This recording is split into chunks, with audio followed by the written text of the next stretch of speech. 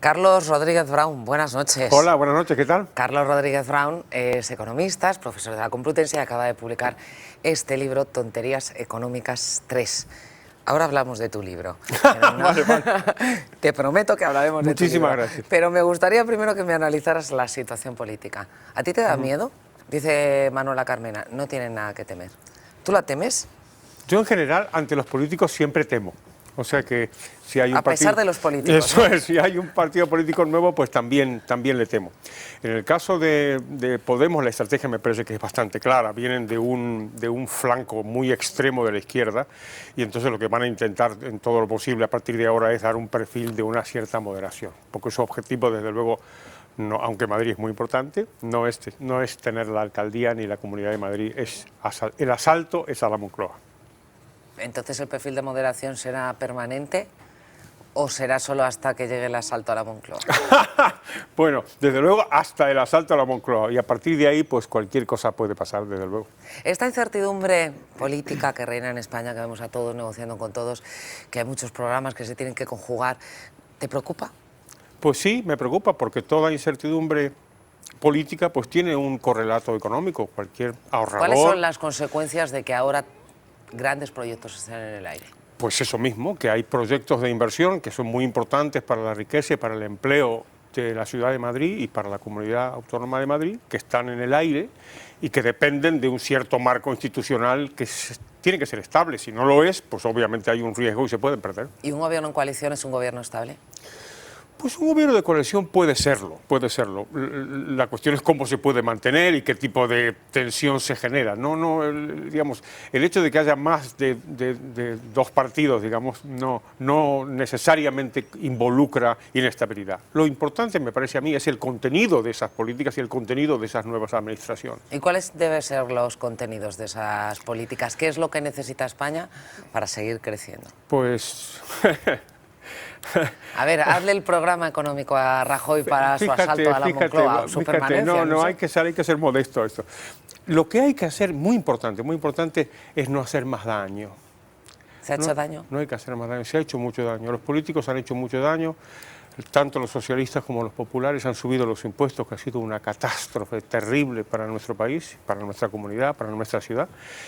Si no hacen eso, fíjate lo que te digo, si no hacen daño, la fuerza generadora de riqueza y empleo, que son los trabajadores y los empresarios, no los políticos, los trabajadores y los empresarios que ya han sufrido mucho y que se han ajustado muchísimo, ya está dando resultado y puede dar mejor resultado en el futuro. ¿Y entonces por qué los políticos llevan políticas económicas en sus programas?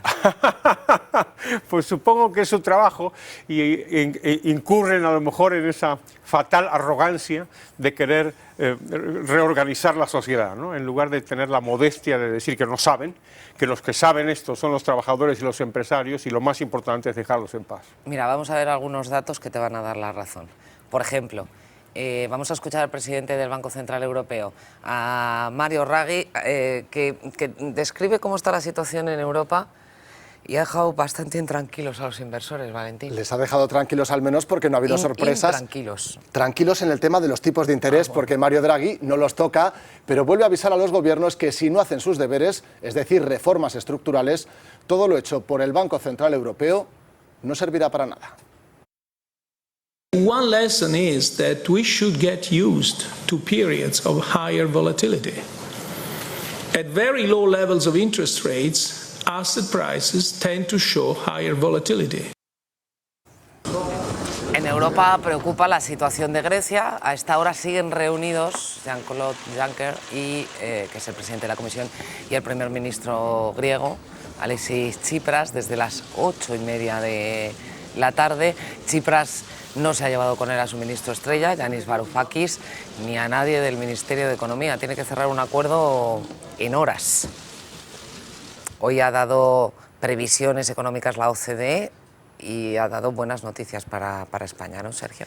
Efectivamente, ha cambiado radicalmente esas previsiones, ha revisado al alza sus estimaciones y pone a nuestro país al frente del crecimiento en Europa. Para este mismo año, este organismo internacional calcula que vamos a crecer un 2,9%, lo mismo que el Gobierno, y 1,2 puntos porcentuales más de lo que pensaba hace 6 meses. El año que viene, el 2016, vamos a crecer un 2,8%, según la OCDE. Son cifras por encima de la media de la eurozona y muy superiores a los de sus principales economías, Alemania, Francia o Italia. En el lado negativo, aquí lo tenemos, pues con crecimientos superiores incluso del doble que, por ejemplo, Francia e Italia, y por encima de Alemania.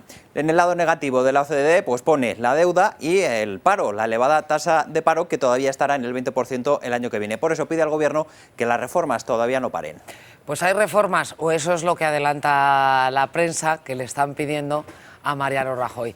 Reformas importantes y una previsión de crecimiento que el Gobierno se está guardando en la cartera, ¿no, Julio? Pues aquí la tenemos en la portada del Economista. Los varones autonómicos exigen a Rajoy otra bajada de impuestos. Y vamos a ampliar un poquito más porque hay un parrafito que trae esa previsión de la que hablabas. El Gobierno trabaja ya con un crecimiento del PIB del 3,6%, lo que crearía un excedente de 20.000 millones que financiarían estas medidas. 3,6%, Carlos. Sí. ¿Es mucho crecimiento? ¿Es factible? Es mucho crecimiento y es bastante factible. El dinamismo de la economía española en los últimos meses ha sido claramente muy notable. Esa predicción es posible. ¿Esa bajada de impuestos entra dentro de las tonterías económicas?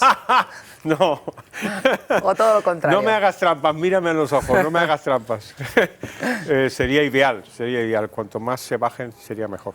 ¿Qué cuentas en tu libro? ¿Cuáles son las tonterías económicas que describes? Es el tercero, ¿eh? Yo te confieso que el primero y el segundo los he leído, pero es que este llegó a... Acaba de llegar, vale, pues espero que te guste como los otros. Mira, como lo que hago es cubrir los últimos 4 o 5 años, esencialmente son los años de la crisis. Entonces, son tonterías que giran en torno a la crisis. Quizá la más importante es que hemos entrado en crisis por culpa de la libertad, hemos sido demasiado libres y por eso hemos entrado en crisis. ¿De verdad? Eso, hay gente que lo dice, sí, hay gente que dice que... ¿Pero tú lo compartes? No, cariño. Otra vez, mírame a los ojos, no me hagas trampa, de verdad. Digo, un liberal de pro diciendo que hemos entrado en crisis por culpa de la libertad. Eso es una tontería que denuncio. Y la tontería derivada de esta es que para salir de la crisis necesitamos todavía más intervención, más gasto, más impuestos, más deuda. Esa es la tontería. ¿Y la respuesta liberal? La respuesta liberal es que hay que confiar más en las personas, menos en las autoridades. No hay que creerse estas fantasías de que los estados han desaparecido, que el estado del bienestar ha sido desmantelado. Todo esto es un camelo. Los estados son más grandes que nunca, los impuestos son más altos que nunca, la deuda que tenemos en España, acercándose al 100% del PIB, es de las más altas de nuestra historia. Todo el cuento que nos han contado de un Estado achicándose y que por lo tanto necesita crecer, fundamentalmente es mentira. Y entonces los que se quejan, porque hay manifestaciones y hay personas particulares que dicen recibimos menos servicios en la sanidad, recibimos menos servicios en la educación porque hay menos profesores. Los funcionarios que dicen yo tengo menos moscosos de los que tenía o me han quitado días libres por año que me corresponden por antigüedad. Lo que ha pasado es que veníamos con un ritmo de crecimiento del gasto público que de pronto se revela insostenible. Y entonces cuando creces así y de pronto dejas de crecer, te da un poquito la sensación de que todo se está viniendo abajo, ¿no?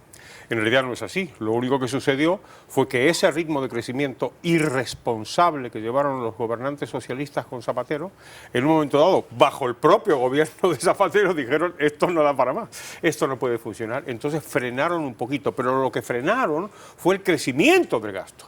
Pero la idea de que el gasto público fue así y después hizo así, esto no está en ninguna parte. O sea, fue así y se mantuvo y se quedó así, pero nunca bajó. Esto del desmantelamiento del Estado ya me gustaría a mí, pero Oye, no. pues dice que el que no aprende sus errores está condenado a repetirlos. Pues sería una lección muy mal aprendida y sería una moraleja muy desconsoladora de todo esto. Si pensamos que la solución es todavía más intervención, menos libertad, más impuestos, más gasto, si esta es la conclusión, desde luego ha sido una lección Pues muy están mala. algunos programas políticos, de esos de los que hemos hablado antes. Pues, ¿qué quieres que te diga? No los hago yo. Carlos, gracias por traernos tu libro esta noche. Tonterías económicas 3, es la visión de un liberal, queda claro. Gracias, un abrazo. Gracias, buenas noches.